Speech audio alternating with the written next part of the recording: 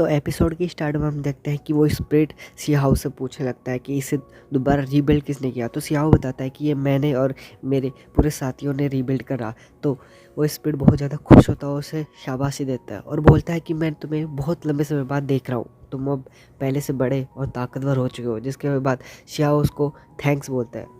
तभी वो स्प्रिट उसे बोलता है कि मेरे पास कुछ ज़्यादा समय नहीं है, तो मैं यहाँ से कभी भी डिस्पेयर हो सकता हूँ और ये सेल कभी भी मेरे से हट सकती है, क्योंकि मुझे बहुत समय पहले इस स्वॉर्ड से मारा गया था। इसलिए जब तक ये स्वॉर्ड तुम्हारे पास थी तब तक मेरी स्प्रिट भी यहाँ पर ही थी, लेकिन अब ये मैं ज़्यादा समय तक मैं अपने आप को यहाँ पर रख नहीं सकता।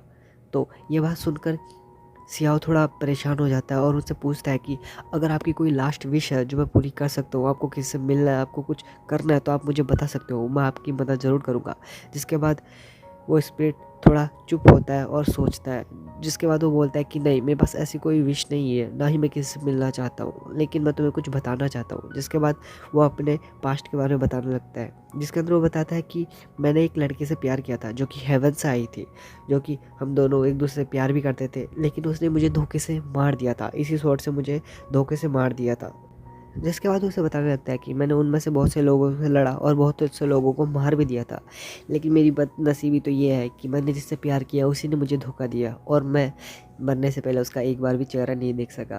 तो मुझे इस बात का ज़रूर बुरा है, लेकिन अब कर ही क्या सकते हैं। तब जिसके बाद वो स्प्रिट सियाओ को ऑफ़र करता है, तुम 4 सिस्टम को टीम ज्वाइन करोगे या तुम मेरे साइड रहोगे। जिसके बाद सियाओ उनको देखता है, लेकिन उनके को कोई जवाब नहीं देता। जिसके बाद वो स्पिरिट उस पर हंसते और बोलते हैं कि मैं तुम्हारी बात समझ गया, तुम क्या कहना चाहते हो। जिसके बाद वो स्पिरिट उसे शाबाशी देते हुए बोलता है कि तुमने इस पवेलियन को दोबारा रीबिल्ड किया है, मैं इससे तुमसे बहुत ज़्यादा खुश हूँ, क्योंकि इस पवेलियन को रीबिल्ड करना बहुत ही ज़्यादा मुश्किल होता है।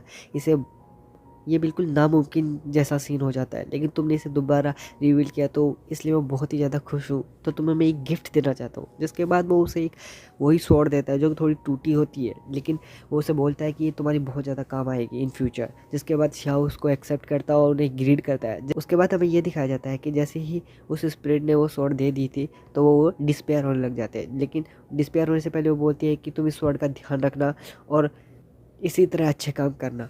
जिसके बाद वो डिस्पेयर हो जाता है। तभी सियाओ बोलता है कि मैं आपकी मौत का बदला ज़रूर लूँगा। तभी हमें दिखाया जाता है कि आसमान में एक टेलीपोर्टेशन ओपन होता है, जिसमें से एक मास्टर आता है जो कि हेवन से ही आया होता है, ताकि वो सियाओ को मार सके। तभी हमें दिखाया जाता है कि वो सियाओ के पास आकर उसे बोलता है कि तुमने विंग एंजल को मार दिया है। तभी सियाओ उसको चिढ़ाने के लिए बोलता है कि अच्छा, तुम उसे देख रहे थे, तुम उसको मरते हुए देख रहे थे, जिस तरह मैंने उसे मारा तो तुम उसे मरते हुए देख रहे थे और तुमने बचाने की कोशिश भी नहीं की। जिसके बाद वो मास्टर से बोलता है कि मैं इतना पागल नहीं हूँ जो तुम जितना तुम समझ रखे हो। हम 10 थे, 10 में से तुमने 8 लोगों को मार दिया है, जिसमें से हम 2 ही बचे हैं।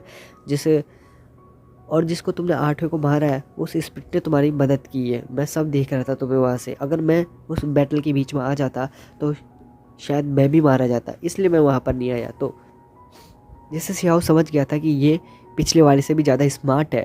जिसके बाद वो उसको भड़काने की कोशिश करता है और बोलता है कि तुम्हें डर नहीं लगता, मैंने तुम्हारे 10 हेवन के गॉड में से 8 को मार दिया है और बाकी तुम 2 बचे हो, और तुम 2 को भी मैं ईजी मार दूंगा। जिसके बाद वो उसको बोलता है कि जैसे तुम्हें लगता है उतना आसान ये है भी नहीं। जिसके बाद हमें दिखाया जाता है वो तुरंत ही उस पर अटैक कर देता है। सियाओ के चारों तरफ एक बैरियर बना देता है, जिसके अंदर वो सियाओ को कैद कर देता है, लेकिन सियाओ से बचने के लिए उस बैरियर पर अपने पावर से अटैक करता है, लेकिन वो बैरियर को उससे कोई फ़र्क नहीं पड़ रहा था। जिसके बाद सियाओ समझ जाता है कि ये बैरियर मजबूत है और ताकतवर है।